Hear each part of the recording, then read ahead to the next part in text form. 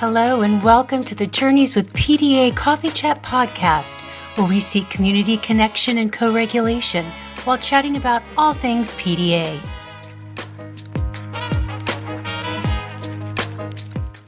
Hello and welcome to Journeys with PDA Coffee Chat podcast. I'm Heather.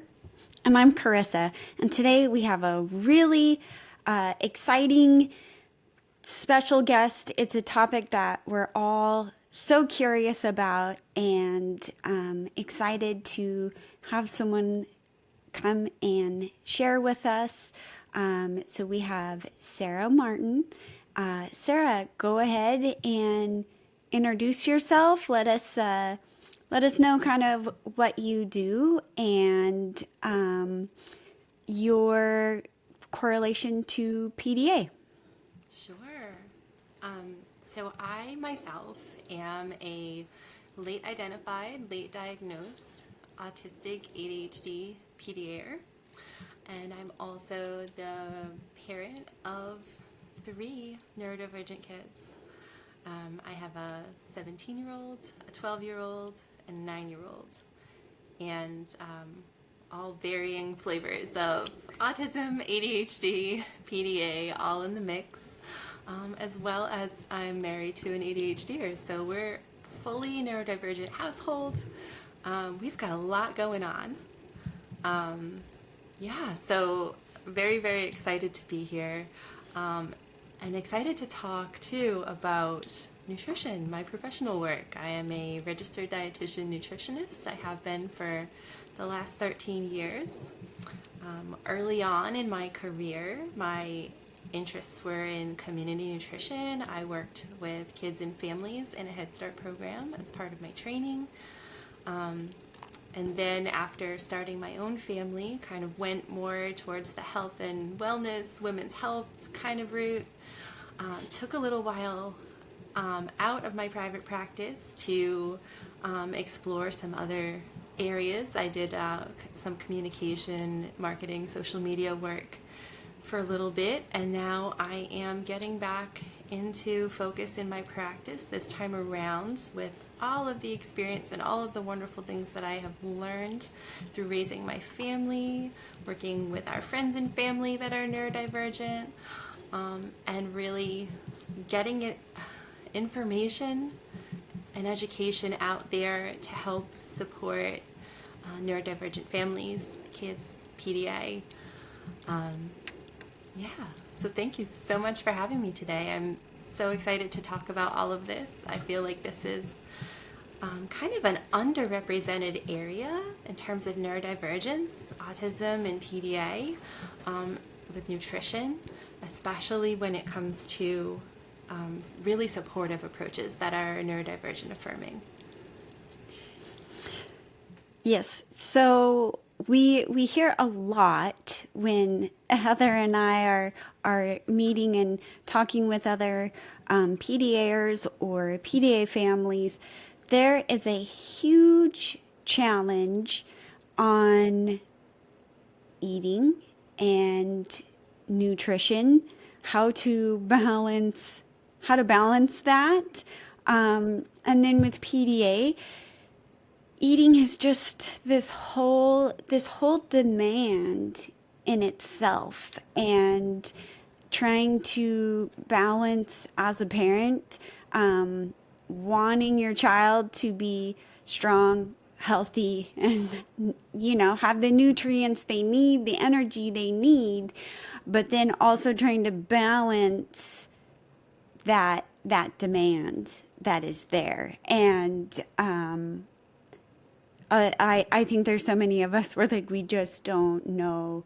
We don't know what to do. We don't know how to handle it. And so with both of my kids, and even with myself, eating nutritious is a huge challenge. It's very hard in our family.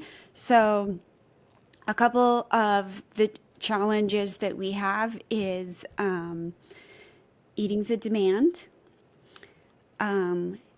making the choice choosing what you're going to eat is a demand. There's a lot of executive functioning that comes into organizing and preparing that food. And then another big challenge is the sensory component. And then we also, especially my youngest, that interoception of he doesn't feel hungry. And then also, as a mom, they just want to eat junk food. And I want them to have healthy nutrients. And so, those are the questions that we have in my house. Those are the challenges that we have. And I know, Heather, too, you guys have. Yes, it's a struggle. It's a struggle, especially when there's like 10 safe foods and they are all literally either sugar or carbohydrates. And that's basically it. Unless we can get like a chicken nugget in him, which I don't know if we can count that as protein. And occasionally he'll eat like a cheese stick, or maybe if we're really lucky, a Go-Gurt. And again, I'm not even sure if that is nutritionally appropriate, but you're just so happy to get food in them. And it can really, really be a struggle. So Sarah, if you're comfortable, maybe you could walk us through how, number one, being a PDAer yourself and then having a child who is PDA, how you approach food choices, nutrition, etc. in your family. Absolutely. Yeah. So there was so much in what Kerissa just shared and Heather in what you just shared that I feel is so common to the experience among PDAers of all ages. And Kerissa, you really nailed it there with kind of the biggest concerns and factors. And Heather, certainly, the experience that you've described and your concerns that you've shared are ones that I hear over and over again from parents of neurodivergent kids, and in particular kids with PDA. So for me, it really, I guess, where it all goes back to and where it all starts is kind of that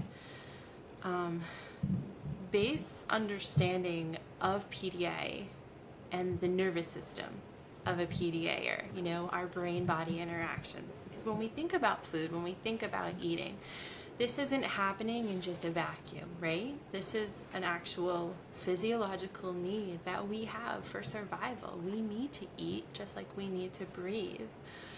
And so, this is something that is, I feel, such a sensitive area for us PDAers, especially because of that very kind of different functioning of our nervous system, very different way that we have of processing everything, our sensory processing, our thinking, our wiring essentially, is different.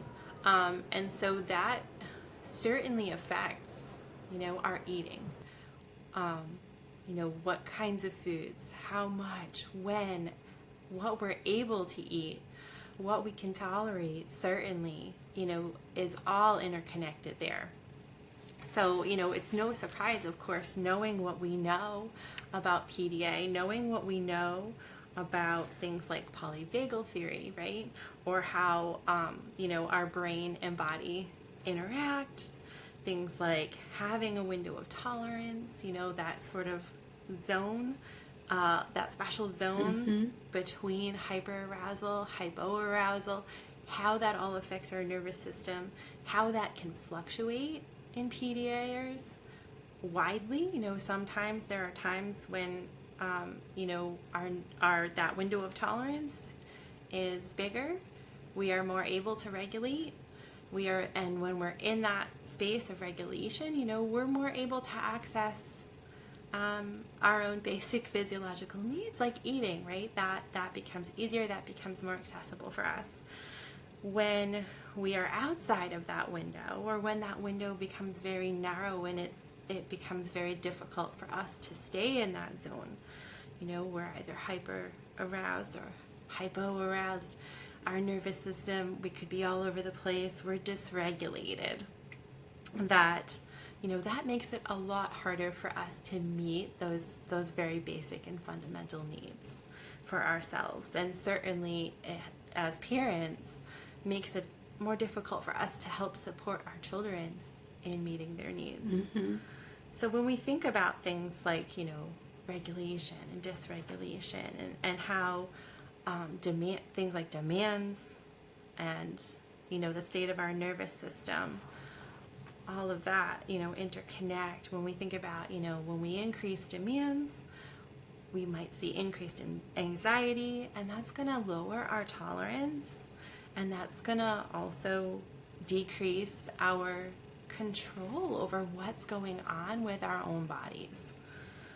Okay? And we know that with PDAers, like these changes in our state of regulation or in our window of tolerance can be really, really rapid sometimes. So it can be especially tricky, to find that place where what we might think of being kind of that ideal conditions for eating and nutrition. That makes that really hard to access for us at times, right? So, we can have things that, are very real or perceived demands, right? That indicate to our nervous system, there's danger. That can lead to things like avoidance. We also, as PDAers, there's that factor of either real or perceived power imbalances going on. Yeah. That, again, our nervous system is interpreting that as danger. And so, that might lead to what externally looks like some really challenging behaviors, especially when it comes to meal times and feeding and eating and choosing foods and eating foods and things.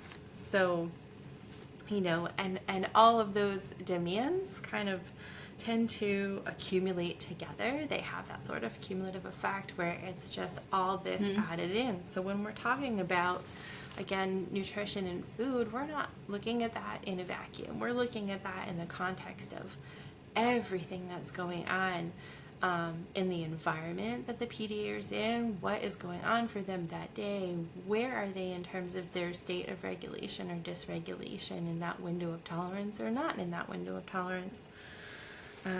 And so it gets really complex. And of course, when something is really complex, of course, that's going to feel really challenging. It's going to feel really challenging for the PDAer that's experiencing it in their own body. And it's going to feel really, really challenging for the caregivers that are supporting them and wanting the best for them and wanting to make sure that they're cared for and that they're nourished. So going back, to talking about demands, we have all different kinds of demands on us. We have direct demands. These are the things that, sound like commands, like, eat your broccoli. Of course, direct demand, eat this food, have this, do that. But do you have this first, have the broccoli first, and then you can have exactly the chicken nuggets. Exactly, Yeah. exactly. Yes, those kinds of things. And then we have all kinds of indirect demands, which, are things that are kind of like those implied expectations, even things like praise or comments.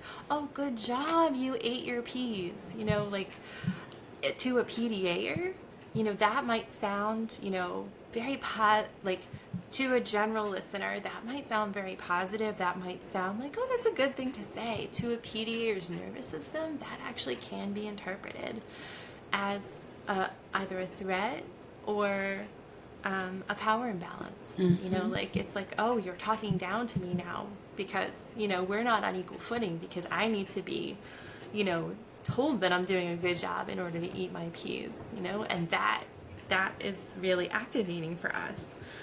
And other types of indirect demands, like demands on our time, things like advanced planning, which, when we're thinking about, planning to eat, right? This is something that generally has to be pre-thought by somebody, whether it's ourselves as the PDAer, whether it's the caregiver that's supporting us and then is relaying that information to us. Like we have to be planning ahead. That's a demand.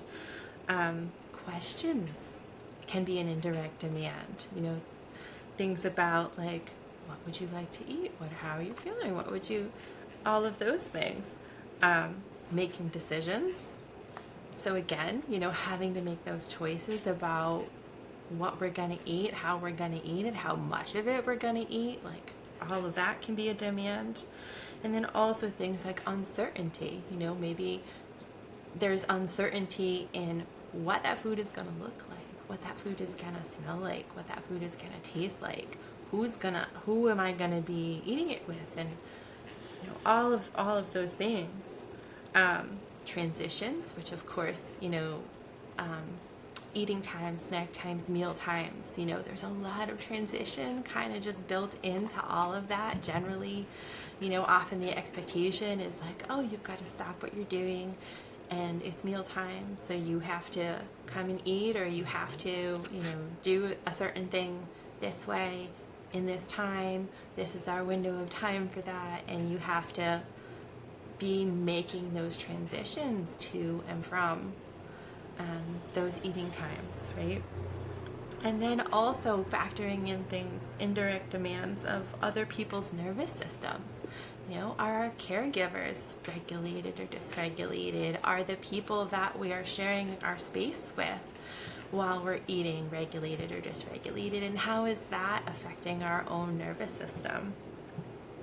And then, of course, we get to, the indirect demands of all of the sensory information that we're receiving, right? We're getting all of that sensory integration or sensory overload, perhaps, of the food itself, what's going on with that, all of that. And when we think about eating, too, in terms of sensory, we are really using every aspect of our sensory systems that you can think of, right? We're tasting, we're touching, we're feeling, we're smelling, we perhaps are even hearing things, the sounds that our food is making as we interact with it. And then there's also, all of that, that interoception, what's going on in our own body, what is our body telling us about what we need from this eating experience, right? And then there's also that aspect of proprioception. We are physically interacting with this food. We're physically interacting with our utensils, our plate, wherever we are in space, and that takes so much coordination to put all of that together. So, again, all of those indirect demands that, we might not even be recognizing are there, that really influence, our ability to eat. And then we get to, those internal demands too, which I kind of touched on a little bit, talking about, our sense of interoception, our interoceptive awareness of our own physiological need to eat or drink. Those are demands. And, we also get into those internal demands as PDAers of sort of, sometimes we have that disconnect where, our desire may be to do something or eat something or have something, and, our heart is saying yes, and our mind and our nervous system are saying no. And so that can make it really challenging for us. And then we have our situations where, there are those demands within demands. Like if you think about sharing a family meal at a table, like let's say it's a holiday, right? And we have, maybe people over that don't generally eat with us. We're eating foods maybe that we generally don't eat every day. There's so much that can be unexpected in that. There's so much that can be different for us. There's demands on our behavior. There's demands on how we socialize. There's demands on, what we eat and how we eat it and when we eat it and who we eat it with and all of that. Or, if you also think of like going to a restaurant, right? Like same kinds of expectations, things like you need to stay sitting in your chair while you eat your meal. That for some of us PDAers, and especially our young PDAers, can be so difficult. And within all of that too, we have, again, all of those situations that can kind of cause those real or perceived power imbalances that are happening. So, of course, this is hard. This is hard for us as caregivers. This is hard for us as PDAers. This is hard for our PDA kiddos. And so, the kinds of things, the kinds of approaches, I feel that help us in other aspects of life as PDAers or PDA caregivers are really the things that are gonna help us with our eating, with our nutrition. And so, now that kind of brings us into, what do we do with all that information? Like, all of that makes sense, right? And we've heard all of that information probably in other contexts from other professionals in other disciplines talking about PDA. But I feel like all of that is also really central to our understanding of how to nourish a PDAer. I feel like all of that, you're right, we do hear all of those same things, but we forget or we don't realize. And if you're not living in a neurodivergent home or taking care of autistic PDA kids, you don't realize how much factors in to grab a snack.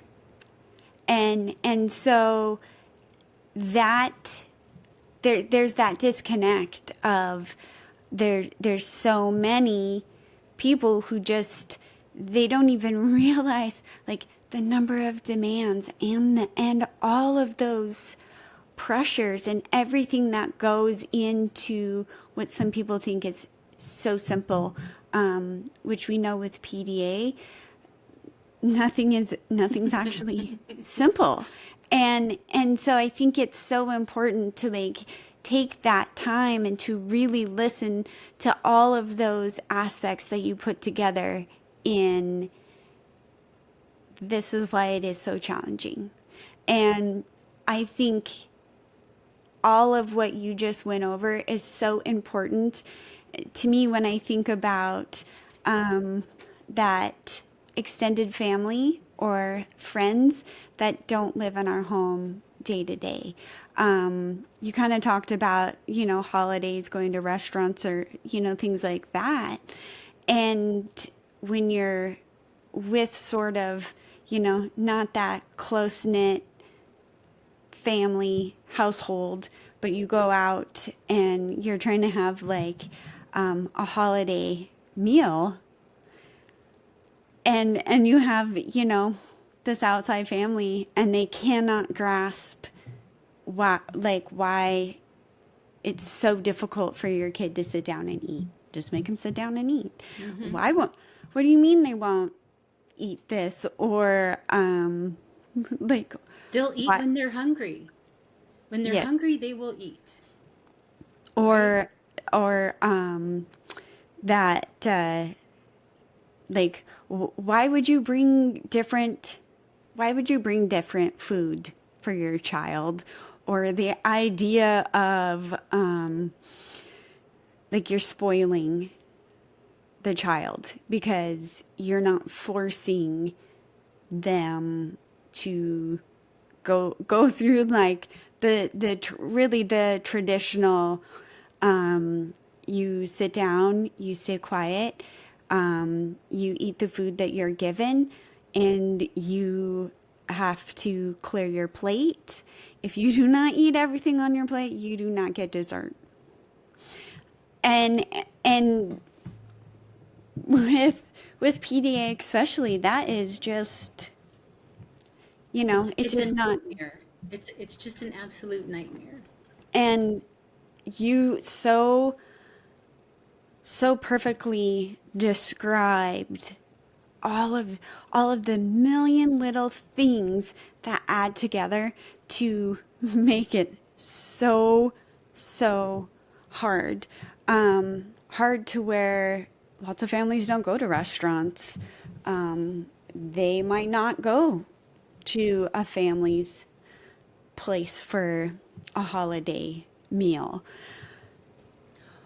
Or if they host a holiday meal, you know, a PDAer's family may allow their child to eat their safe foods in their room, right?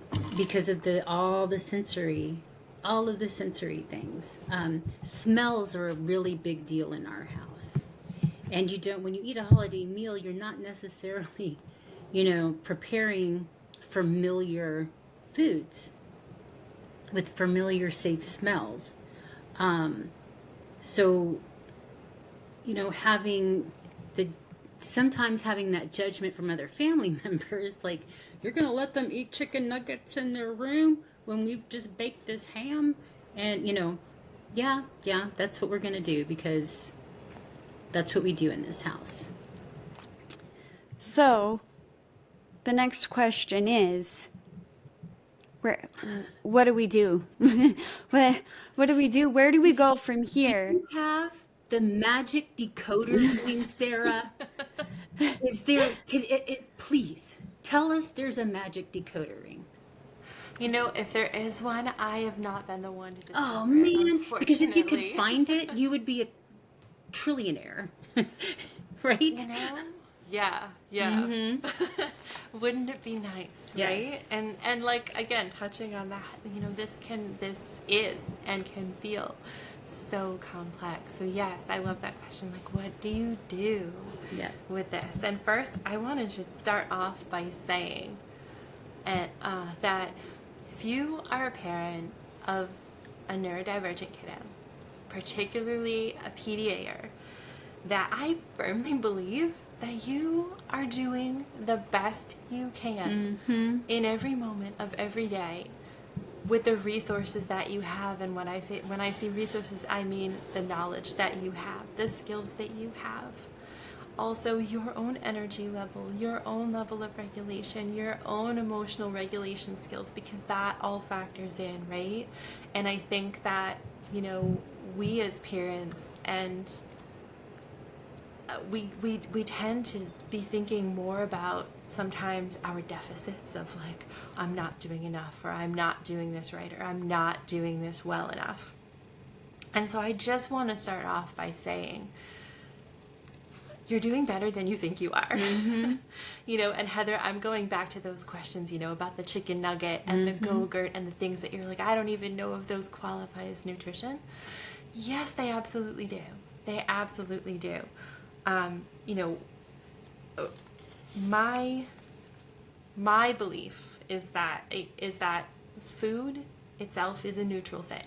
In terms of, like, what's good, what's bad, and all the in between, is that all food to me is morally equivalent. There's no, this is bad, this is good. There are foods that provide us with more nutrients than others. There are foods that, when we can combine them together, can help us to support our health. And then there are also, ways that we might have foods that are kind of out of balance, and that, the way we are eating may not be as supportive to our health. But, that again there are so many ways. There are so many ways to be nourished, and there are so many reasons why we eat and how we eat, right? We eat, again, for that physiological need for nourishment. There are certain things our body needs to grow and develop and maintain and do all the things that we need and want to do in our lives. But there's also so many social factors and things that go into that. And I think you touched on this talking about, the holidays and the expectations and how, getting all these people in a room that may have different ideas about what good nutrition or feeding looks like. And, food not only is a very basic biological need of ours, but we also have a pretty big emotional attachment to our food, how we eat, who we eat it with, when we eat it, what we eat it for, and especially around things like holidays or family traditions or cultural traditions, that, there is so much emotion mixed up in that for us that can get really sensitive. And so, again, that kind of goes back to that understanding of our own emotional regulation or our own nervous system regulation when we're dealing with things like relatives or people that are outside of our family that are kind of looking in and seeing that we might do things differently, and, coming from a place of their own, reaction to seeing what we're doing. And,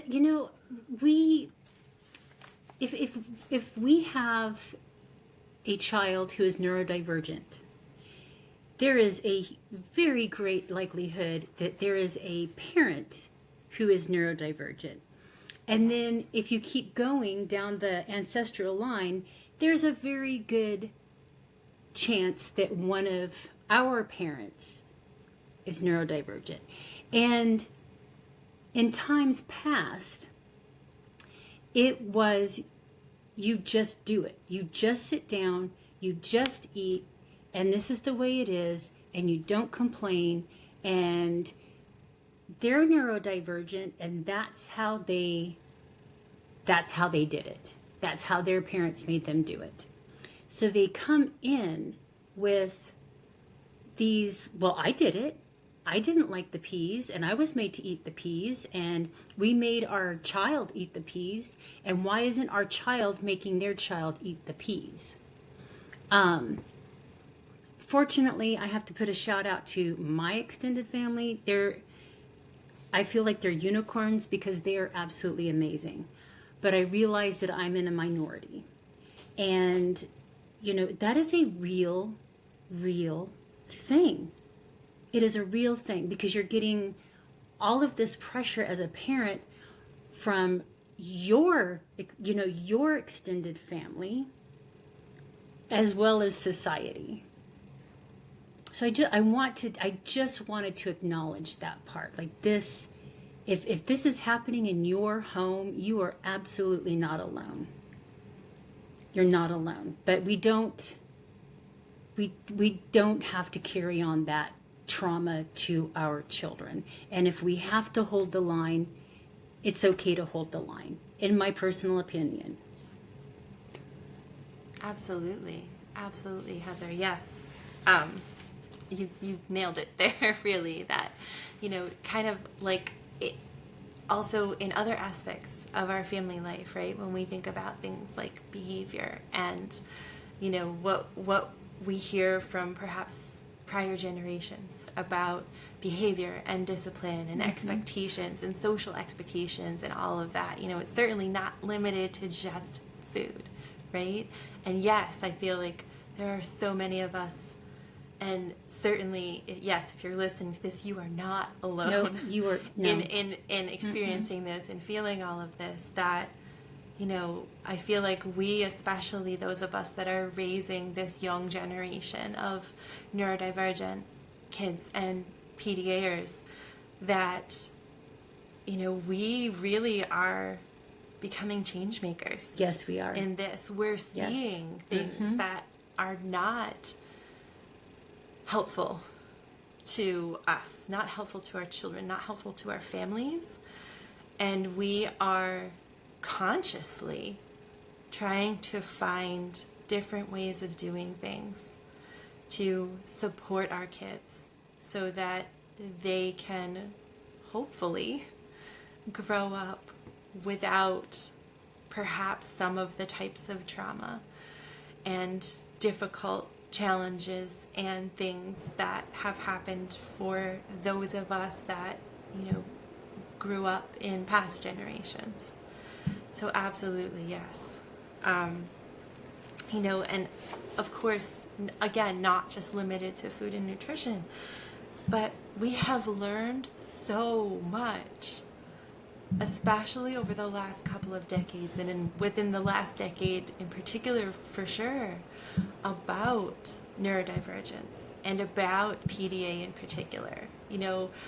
5 years ago, I had never heard of PDA. This was something that, people the information wasn't out there. This wasn't mainstream yet. And thanks to the work of lots and lots of people, both of you included, Heather and Kerissa, in doing this work and having this podcast and getting this information out there to those of us that need it most. We are changing things. We are changing things for sure. So getting into that, we are recognizing that ourselves, if we are neurodivergent ourselves, or our children, if they are neurodivergent or PDAers, that they have different brains. Their brains work differently than kind of what is considered the typical. And I say that here with quotation figures on the word typical for those that are listening. Because, I like to say that normal is just a setting on a washing machine.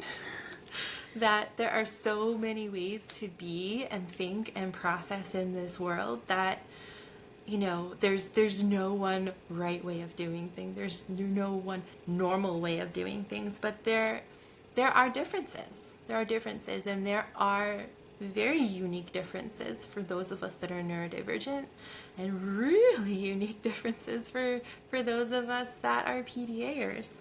Along with having, this different kind of brain, we have different needs. Our needs are just different from, kind of the mainstream in a way, what our healthcare providers are taught about our bodies and health and growth and development and nutrition and feeding and all of that. A lot of that for us looks different. We may have things like different nutrient needs, right? We have nervous systems that function a bit differently. We have different ways that our neurotransmitters work in our body. Our serotonin, our dopamine, we need the glucose for that. So that can, cause our eating to look different. But we also have all of these different sensory needs, right? That the way we eat, the way we interact with food, the way we take food into our bodies or not take food into our bodies, there are so many different sensory factors that go into that. And so, when we look at our neurodivergent eaters and our PDAers in particular, that we're going to look different. We're going to do things differently. And that is not just limited to our eating, but that's kind of across the board, right? We need different types of supports. We need different types of accommodations because we are wired differently. And that's okay. It's okay that we are. And so it's okay that we need those things. But those needs do need to be acknowledged, right? And so especially talking about PDA and eating, one really, really important thing to talk about is our sense of felt safety within all of that. And so, we kind of have this range in terms of our kind of level of felt or perceived safety, right? Where, within that kind of window of tolerance where we can access what we need in order to eat, in order to nourish ourselves, right? And at the very kind of bottom of that is just the very base of getting enough food and fluids, because, our hydration is important there too. But getting enough is like the most basic thing. And so,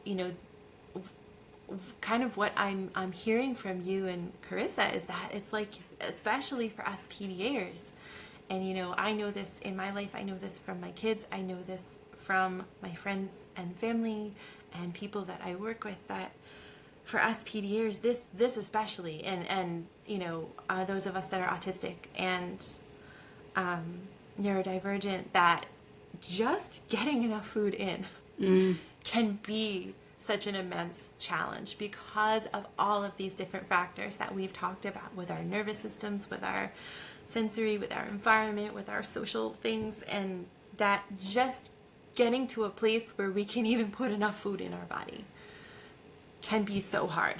That, when we talk about things like you mentioned again, like the chicken nugget or the Go-Gurt or whatever that food may be that we may think is kind of less than ideal, at a very basic level, it's really just, are you getting the energy that you need? Are you getting enough food in your body? And if you're not to that place yet where the answer to that question is yes, then that's where the focus needs to be. It just needs to be on getting enough. And so no judgment there at all from me, in my professional opinion. It reminds me of the, I don't want to say controversy, that's not the word I want to say, but I said it, so it's out there. The whole, when your child is an infant, and the whole breastfeeding or formula feeding, right? And it's just, it comes down to fed is best. Fed is best, absolutely. Fed is best. Yes. And that, we think of that for our babies, right? And when they're either formula fed or breastfed or a combination, just, get those nutrients into them, get that energy into them, make sure that they're fed. That is the number one big thing. And that does not end. It does not. For us as, as toddlers, as children, as teens, as adults, that doesn't end. Like, that is still, number one, first step on. Yeah.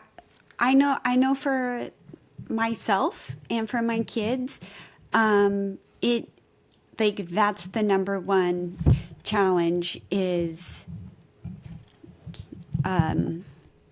just getting enough, just like trying to even just get to enough. And my husband and I developed the theory like a long time ago. Any calorie is better than no calorie. And so that, like, we had to break a lot of those traditional ideas around eating, and that would mean that sometimes in order to feel like you could eat any dinner, because you probably waited way too long for all the million reasons that you've already listed, sometimes the only way you can feel well enough to even have the mental clarity to eat dinner means that you actually have a cookie first. And that just goes against like gotta everything. Eat your peas before you get that cookie. Well, and it's you can't have a cookie before dinner because then you're going to spoil your appetite. You're going to spoil your dinner. Where with these neurodivergent people, for me, sometimes the thought of eating dinner, sensory or smells or energy or like all those things, I'm like, I can't do it. And there's like a block and I can't do it. But there's always like a few foods that I'm like, but I could have a quick cookie and, or I could maybe eat a fruit snack. So that goes back into like, those aren't what we considered nutritious. But there's something about if I start there, it makes that next step so much easier. Yeah. And so we've kind of adopted that theory when I know that my kids have not eaten enough or they're not eating frequently enough. And then we get in that bad spot of hangry. And so then it's like, what can you eat right now? Can you eat a cookie? Can you eat a fruit snack? Can you eat a piece of cheese? Can you eat chips? What can you eat? And let's start with what you can do and then move to that next place of, okay, now we can maybe think about making like nutritional choices, foods that are fuel and not just like that quick, feel good, super tasty thing. And I think there's a lot of like breaking down of those traditional ideas of the rule, like you cannot have cake for breakfast and you cannot have a cookie before dinner, and realizing like we need things to be different in all aspects of our life, but yet then somehow when it comes to food, we're still trying to hold on to that old traditional ideas. And that's one of the things that make it better, but it's still a challenge for us to like just get to enough. Yeah. You said all of that so perfectly with that, and I'll share a little bit about me personally. I do have a cookie jar in my kitchen for exactly that purpose that you described.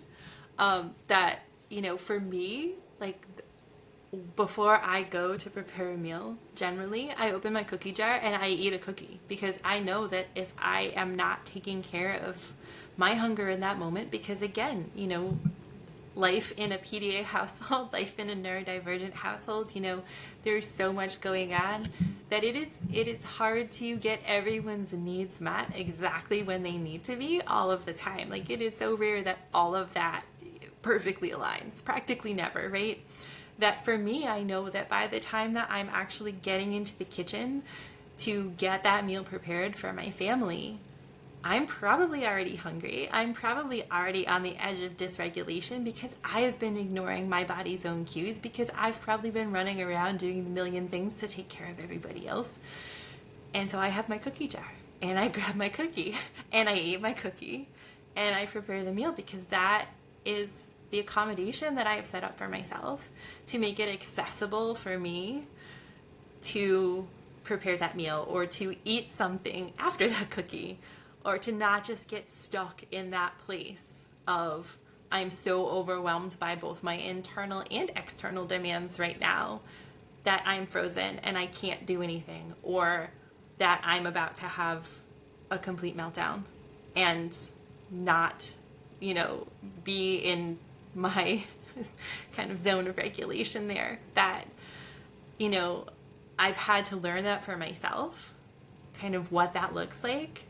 And then in that, I'm also modeling that for my kids, and so that they're seeing that, like, hey, mom is actually taking care of herself by doing this, by letting herself have a cookie before the meal, or whatever it may be. That, it has to be so individualized, because, our needs can be very different. Our needs can change from day to day, hour to hour, moment to moment, especially with our PDAers, right? And especially as, our kids are growing and they're developing and they're learning more about their own brains and bodies and that connection and what's going on inside of them and what's going on outside of them, and how those influence each other, and they're so interconnected. Like, any of those things that we can do for ourselves or for them, where we can recognize where those supports are needed, where those accommodations are needed, and to set ourselves up so that we can have them, we can provide them. Something that, again, as simple as a cookie can have such a big impact in a positive way, And like we think about some of these foods, right? And like, again, it goes back to that sort of kind of really widespread societal messaging that, oh, there are bad foods and there are good foods, or there are nutritious foods and there are not nutritious foods. And to me, it's like, whatever it is that helps you access what it is that you need, that is going to, in the big picture, be supportive of your health, your needs in the big picture. And again, not just nutritionally, but in the overall picture of your mental health, your emotional health, your physical health, your social health in that family unit, right? And how all of that is so interconnected, how all of that works together. It can't, none of that can kind of be isolated in a bubble of like, well, we should be doing this way, or we should be doing that way. You should be doing what works for you. You should be doing what works for your family. And so, again, getting back to that, kind of that need for felt safety, and that, very, very basic kind of bottom rung there of just making sure that you're getting enough, and then from there, that is kind of the place where you can kind of work towards making sure that you're getting enough of each type of nutrient, when we're talking about like our carbohydrates, our proteins, our fats, that all have different things that they provide for our body and roles in our body, and how they support our nutrition, our health, our nourishment. And then when we're talking about our micronutrients, our vitamins and minerals, it's like we kind of go from, almost like up these rungs of this ladder, right? Of that very base is just making sure we're getting enough, and then we can go from there. And then when we are making sure that, kind of those nutritional needs are met in whatever way might work for us, then we're looking at things like introducing variety of foods. So when we talk about, having that kind of very limited number of foods or types of acceptable foods, that is kind of way up that ladder of getting there to variety. Like you can't be not even on the first rung yet and be like, oh my goodness, we need to get to eating 30 foods or whatever the arbitrary goal is, perhaps if you've done feeding therapy, like behavioral-based feeding therapy. And those kind of things, which, we could do a whole episode, I think, just on that. Yes, we could. And I would love to, but I won't get into all of that today because there's so much there. But I will touch on that, and then from there we get into kind of, from that, the foods that are more challenging for us to eat, and we think about that, like, say, I know, for example, my dad does not like kale. He's like, he is very conscious of his health. And he said to me, he's like, I'm trying to do so well, but I just can't bring myself to eat kale. And I'm like, it's okay. You don't have to eat kale. There is no law out there that says you must eat kale to be healthy. There are so many other ways to get those same nutrients into your body that don't even worry about that. But for him, that's a hard to eat food. And so like, he would have to be in that place already of like where he's kind of, gone up all those rungs on that ladder where he is eating a variety of things and he's able to meet all of his nutritional needs and he's able to get in enough food and the right balance of macronutrients and micronutrients to support his health in the way that he wants for it to be supported. And then get to that place of like, oh, maybe I could try the kale, or if I show up at my daughter's house and she's serving a kale salad, I can have some on my plate and I can maybe eat a little bit and have some of that, and I can tolerate that. But he may never get to a place where he likes it, and that's okay, and it's his choice. It's absolutely his choice whether he eats it or not. There's no expectation there. But it's that, we often, it's like our kids, especially when they're dealing with so much, and when we're looking at kids with PDA and our neurodivergent kids, I mean, we have so many factors that go into their lives, right? They might be in school where there's so much that goes into that in terms of demands and how that affects their window of tolerance. And the lunchroom. The lunchroom, cafeteria, yes. all of the All things, of right? that. Mm-hmm. There might be things going on in the family environment because, again, this child, they don't live in a bubble. They live with us. They may have siblings. They may have extended family. They may have, all kinds of social arrangements happening within their family system or their family unit that, are interacting with all of this. And so just getting to each of those things itself is, like we can't not even be on the ladder yet and expect to be way up there and eating all the things and doing all of the things. And again, to me, food is morally neutral. The most important thing, like you said, fed is best. If we can just get that in there, and for our kids too, and for adults, for all of us, it's okay to actually be selective in our eating. Some of us are wired that way. Some of us, our nervous systems literally need that for felt safety. And that, the expectation of like, you eat 30 different foods may be something that they're never able to achieve because they just can't. Their wiring and the barriers in the way of that for them are very real. And that may never be a realistic goal. For some it may be, for some it won't be. So we need to focus really on that individualized piece of, how can we make sure that your needs are being met and that you're being taken care of? And what is that going to look like for you? So I think about this, and I think about it in the context of my children. And so my PDAer happens to be a pretty adventurous eater. She likes spicy and she likes to try new things. Now my son, my non-PDAer, he is the one that has a very, very limited number of foods that he's really able to eat. And I think that goes for a lot of families.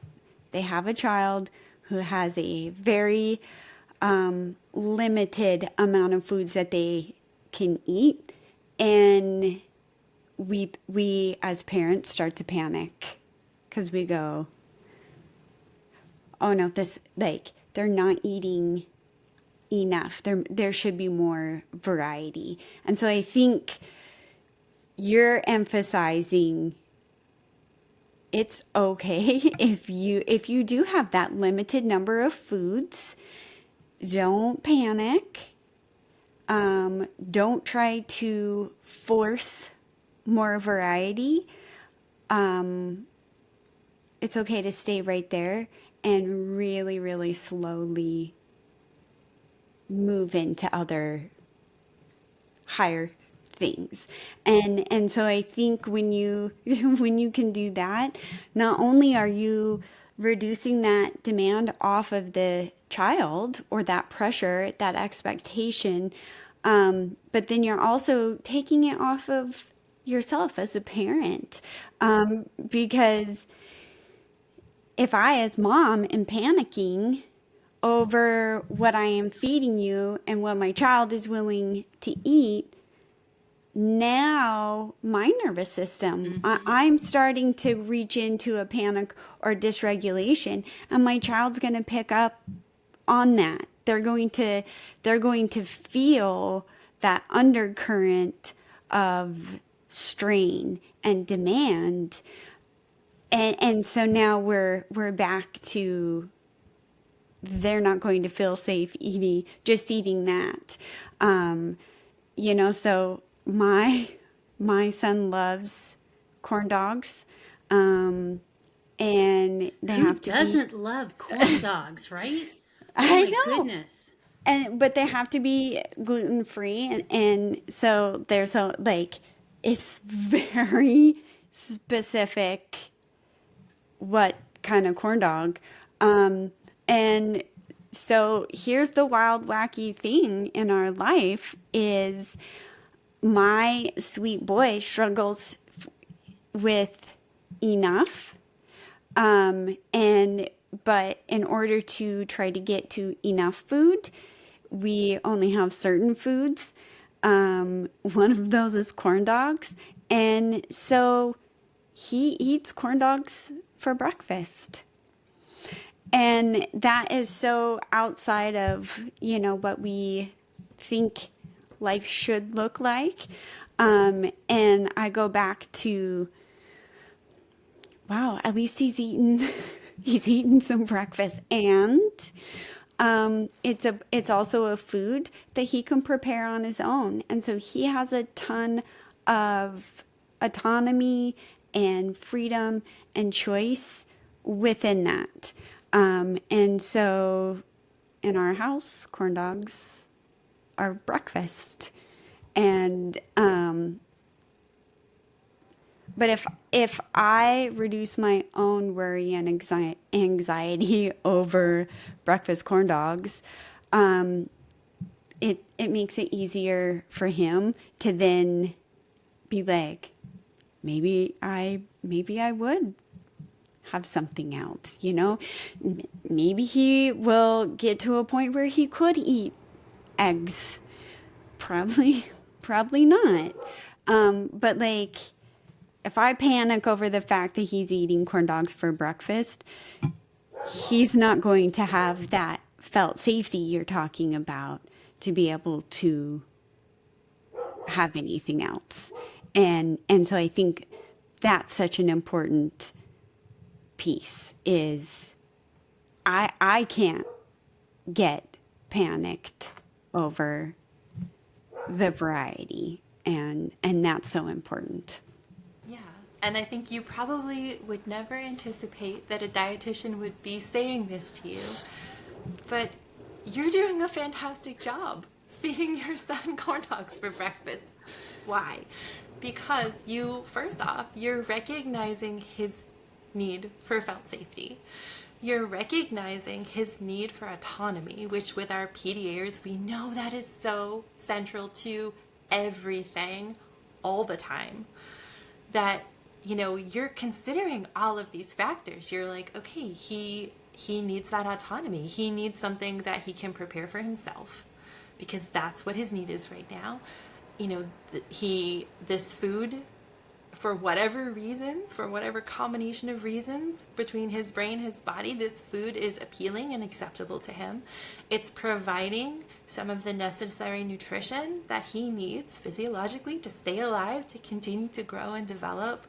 And yeah, there are other foods out there that, provide a different kind of profile or range of nutrients, sure, that we might look at as being like kind of more bang for your nutritional buck in a way of like, well, this may not be, it doesn't have perhaps everything that he needs, but it's got enough right now that he can access that is keeping him going. That, and you're recognizing that. You're recognizing kind of where he is sort of on that ladder of, what should our goal be for him right now? And if that is just getting enough food, then you're doing a great job with that. And I will share this. My youngest child, my 9-year-old, is a pretty restrictive eater in both quantity and variety. And so, we have struggled throughout their lifetime with just that, getting enough in. And I know with my child, their window of tolerance really tends to contract and expand depending on, what else is going on with family and school and other factors in their life. And, over this past winter, we're recording this in April, since January, my daughter has been dealing with a functional neurological condition that has really impacted her health, and it's really impacted, our family, our stress levels, our routines, our things. And so we have seen kind of this massive contraction right now in our youngest child with their window of tolerance. And so they have probably about 5 acceptable foods at the moment. That is not always the case. When their window is bigger, their eating gets broader. Their desire for variety and novelty does appear during times when we're able to be more in that window when it's bigger and we're able to maintain more regulation. But, that hasn't been happening for us because of these external factors, a lot of which is, outside of our control. We do what we can, but certainly it's going to affect us. It's affecting the family unit, and it's affecting our youngest child. And so my kiddo right now for breakfast had a bowl of Moose Tracks ice cream because this is their primary food right now. And I could look at that and go, oh man, oh, they're eating ice cream. Oh, that's not the most nutritious thing. But looking at the kind of holistic, full picture of my child here, just getting enough is an issue. So the fact that they're actually choosing a food that is pretty nutrient dense, high calorie, provides some of the types of macronutrients that they need. They've got carbohydrates, fat, and protein in there. They've got, it's ice cream. There's some calcium in there. So that's a nutrient that they need. And so I'm kind of reframing this as okay, cool. We've kind of got this right now as sort of our base. Like they're, this is their number one food that they want to eat. And we might be able to work in some other foods too that help provide things that they need. But if I were to kind of push back on that and be like, whoa, well, you can't have this, or we can't do this, or this, then we would get into that place of I would be violating their autonomy. Mm-hmm. I would be not providing that safety that they need for their nervous system. And I would, kind of be pushing them into this place of dysregulation. And I know that. And so I can see that, and I can kind of consider all of these different factors that are going on in our life. And it's like, you know what? This is okay right now. And I also know from my experience with this child that we won't be here forever. Mm-hmm. That, this is gonna kind of come and go and fluctuate probably throughout their entire lifetime of kind of seeing this, contraction and expansion of that window of tolerance and how that affects what they're able to eat, what they're able to do. And so that's where we are right now. And so we work with where we are. And, I think that probably a lot of people listening to this right now can relate to that, and having to have figured that out in their homes and in their families and in supporting their kids or supporting themselves or whoever the PDAer is in their life, that they are, learning about PDA and learning about all of this. And, you gotta meet them where they are. You have to respect that. And again, Kerissa, going back to you mentioning that piece of their autonomy being so key, that's okay. That is absolutely okay. I think one thing we talk about so often with PDA is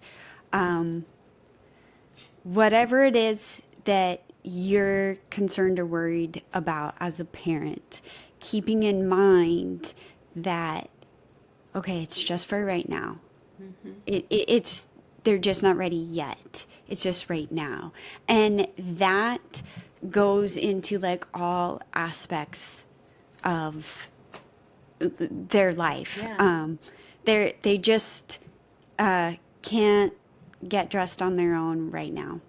They can't prepare food right now. And keeping in mind that we need to just support right now.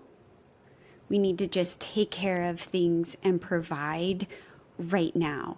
And keeping in mind that a child who only eats corn dogs for breakfast, or a child who's eating ice cream for breakfast,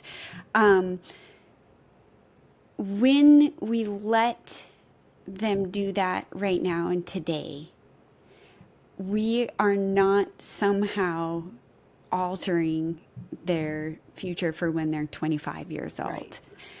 And so what does impact the 25-year-old them is, did they have the safety and connection and love right now when things are hard.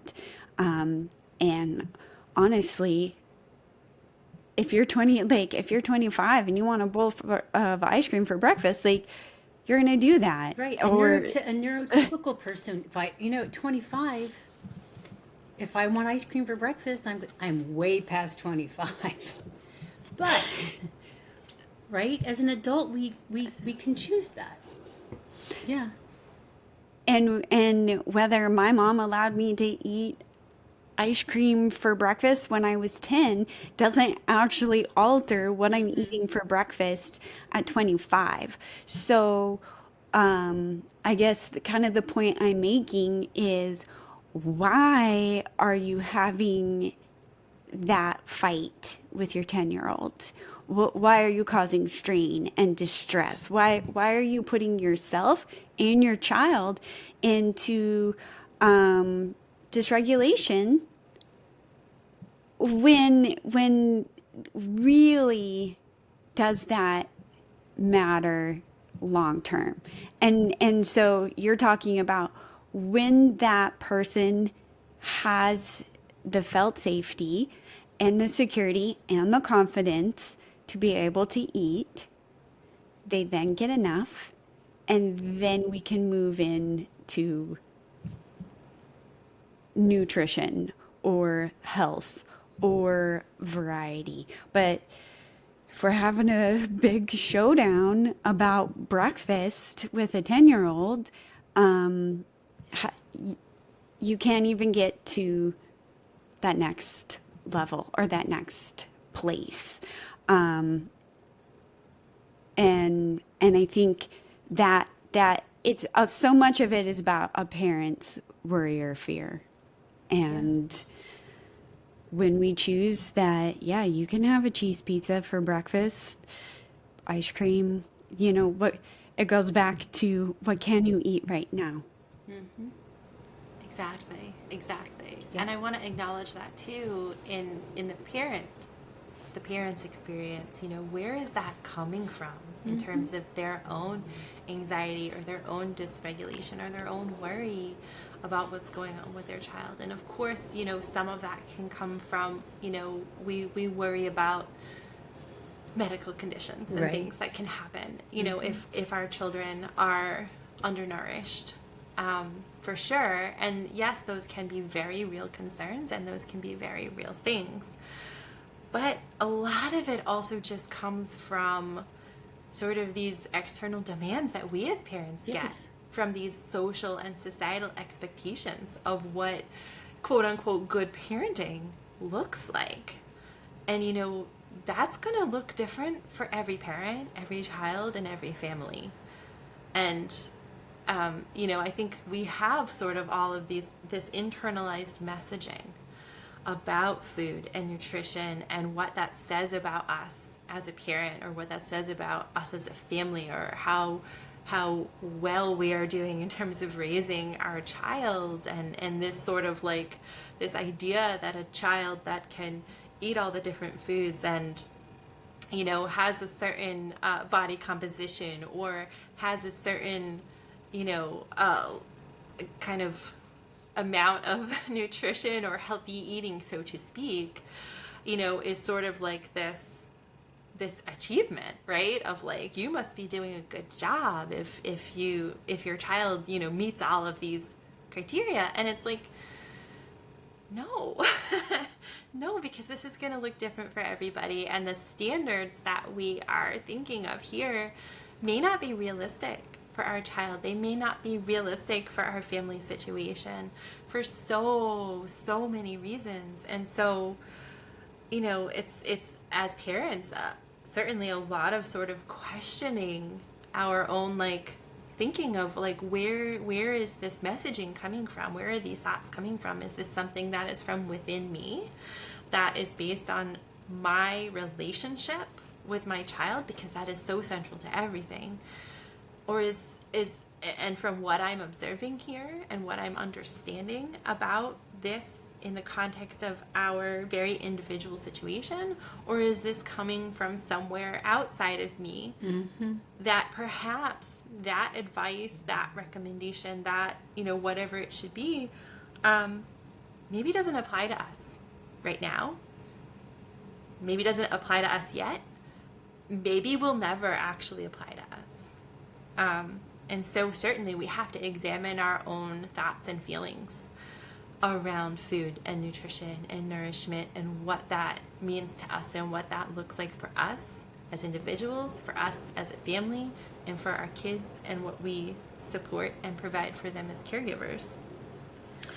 I think that's amazing. I mean, because we when we're supporting families, I mean, this just pretty much goes across the board for parenting PDAers. It's like we just have to let, what does Elsa say? Let it go. Let it go. And I heard something or read something, and I can't contribute the source, but it's like cultural norms is peer pressure from dead people. Right? We are letting dead people control the decisions that we are making. And and I always like to, in 100 years, who's going to care? Yeah. Right? In 100 years, who's going to care? Let's raise our children the way they need to be raised right now. Yes. Because it's just not going to matter going forward. It's just not going to matter. I think this is a really good place to maybe put a bookmark in this discussion. I feel like this is absolutely not the end, and we would love to invite you back, Sarah, for a part 2 if your schedule allows it, because this is so multi-layered, and again, I really feel like there is value in continuing this conversation. So we really thank you for the time that you have afforded us today. And I know that this is, I know that many, many people are going to be so grateful that this information is going out. So we thank you very, very much. Thank you so much for having me today. And yes, I would love to come back to talk more about this. I feel like there's so much more that we could talk about and cover. Before we wrap up, I do just want to share a couple of quick things, some very practical things. Oh, yes, absolutely. Mm-hmm. Coming full circle to where we started initially, that kind of like practical, like just tell me what I can do. So there's just a couple things I want to share before we wrap up. And that is, with our PDAers and our neurodivergent eaters, some things that we can do in our own home to help support them. First is location, being flexible in where they eat and how they want to eat and things. So this idea of family meals have to happen around the table all together all the time, perhaps is not something that's going to work for your child or for your family. So flexible with the location, flexible with the timing and what's provided. So serving food every couple of hours, like 2 to 4 hours, even if they're not asking, just making things available to them, because that, again, all of those things that we talked about, all of those demands that are rolled into that, if we can lower those demands and just help them access what they need as they need it, goes a long way. For ourselves, or for our kids that are starting to prepare food for themselves, things that are heat and eat, things that are low prep or no prep, meals and snacks are so helpful. Often we think of those things as sort of being less nutritious, but certainly there are things that you can find that will provide the nutrition that your child needs where they are. And also, things like nutritional supplements, ready-to-drink shakes and things that have vitamins and minerals added to them that can help our kids get what they need without being overly demanding on them, are so, so helpful. And also reframing what we consider a meal, right? certain things like snacks as meals, if we just increase the quantity of food that's available to them, if that is, what's accessible to them, then, be flexible with that.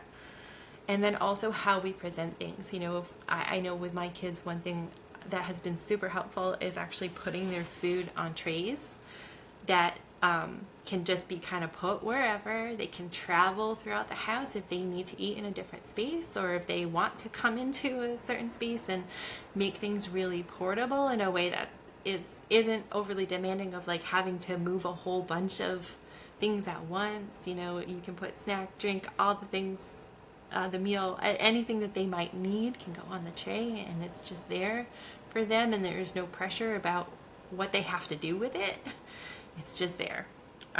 So again, some very practical kind of where to get started things.